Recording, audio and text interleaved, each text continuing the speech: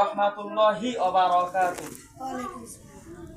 মাশাআল্লাহ। বলো ওয়া আলাইকুমুস সালাম ওয়ালাইকুম আসসালাম ওয়া রাহমাতুল্লাহি ওয়া রাহমাতুল্লাহি ওয়া বারাকাতুহু ওয়া বারাকাতুহু ওয়া বারাকাতুহু। ওয়া বারাকাতুহু। মাশাআল্লাহ। তোমার নাম কি বাবা কও? বিপ্লব তোমার আব্বুর নাম? করিম। আব্দুল করিম ভাইয়ের ছেলে বিপ্লব হোসাইন আমাদের মাদ্রাসায় এই মুহূর্তে চলে আসলো। তো আমি তোমাকে একটা সত্য কথা বলি, তোমাকে যে পাশে বসে নিয়েছি, আমার গায়ে হাত দিয়ে আমরা একটা তীর তুলছি, এবং যে পাশে তুমি মাদ্রাসায় এর আগেও পড়ছিলে, আমি শুনেছি, পড়ার পরে এরকম একটা হুজুর পাইছেন নাকি? সত্য কথা বলো, জি যে পাশে এরকম ডাকে নিছে, হুজুর পাইছিলে? জি পাইছিলে? হুজুরের নাম কি? জানি। তার মানে হুজুর পায় নাই। আপনাদের সামনে কি আর বলি, মানে এরকম হুজুর পায় নাই, সে বলতে পারে না এই কথাটা। কোনো হুজুর তোমার কাহারে মানে পাশে বসে নিয়ে ওই ঘাড়ত হাত দিয়ে, বাবা তুমি আজকে আমার বন্ধু, আমি তোমার বন্ধু, মা বাবা, এরকম বলছে কি? সত্য কথা বলে, মানে বলে নাই? বলে নাই এরকম? কি বলছে কেউ?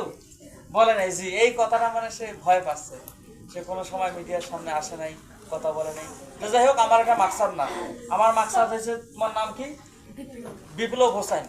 এইরকম বিপ্লবের মতো হাজার হাজার বিপ্লব ঘুরে বেড়াইতেছে, এইরকম বিপ্লবের মতো হাজার হাজার বিপ্লব বিভিন্ন জায়গায় ঘুরে বেড়াইতেছে, অযথা সময় নষ্ট করতেছে, লেখাপড়া করে না, বেহুদা।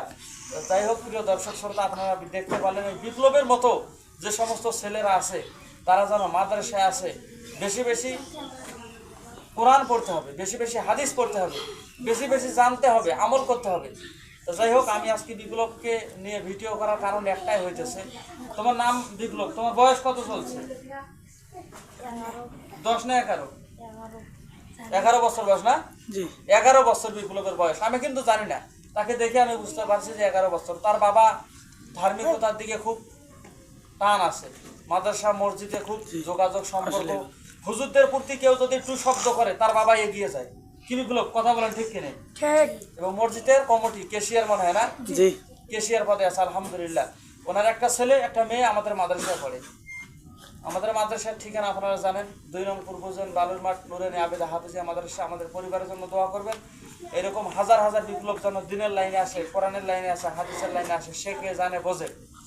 প্রিয় গার্ডিয়ান যারা আছেন, আমার এখানে একটা কথা আপনাদের কাছে, যে শিক্ষক দ্বারা মাদ্রাসার উপকার হয়, যে শিক্ষিকা দ্বারা মাদ্রাসার উপকার হয়, মানে আদর্শবান ছাত্র ছাত্রী হয়, পাওয়া যায়, আমল আখলাক চরিত্র, তাদের সাপোর্ট দিবেন, তাদেরকে রাখবেন। বর্তমান জামানায় ফিতনা ফাসাদ চলতেছে, মানুষ একটা ভালো শিক্ষককে দেখতে পারে না, যারা হক কথা বলে তাদেরকে দেখতে পারে না, এটা একটা সমস্যা।